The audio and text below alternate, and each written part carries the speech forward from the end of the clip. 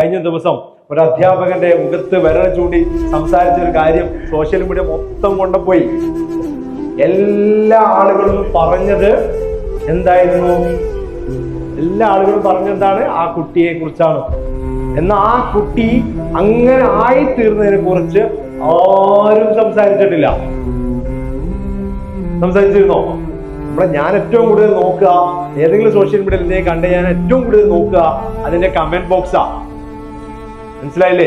ഒരു കുട്ടി മോശമായി പോയി കഴിഞ്ഞാൽ ആ മോശമായതിനെ കുറിച്ച് നമ്മൾ ഇങ്ങനെ സംസാരിക്കും. അധ്യാപകരുടെ കയ്യിൽ വടി കൊടുക്കാഞ്ഞിട്ടാണ് കുറെ പക്ഷം. പഴയ കാലത്തിൽ അധ്യാപകർ നഷ്ടപ്പെട്ടു പോയതാണ് ഒരു പക്ഷം. ഇങ്ങനെ ധാരാളം കമന്റ് കേൾക്കുമ്പോഴും എന്തുകൊണ്ട് ഈ കുട്ടി ഇങ്ങനെ ആയി എന്നതിനെ കുറിച്ച് ആരും ചർച്ച ചെയ്യുന്നില്ല. ഒരു കുട്ടിയുടെ സ്വഭാവ രൂപീകരണത്തിന് ആ കുട്ടിയുടെ അന്തരീക്ഷം, വീടിന്റെ ചുറ്റുപാട് വളരെ വലിയ ഘടകമാണ് എന്നത് നമ്മൾ തിരിച്ചറിയണം.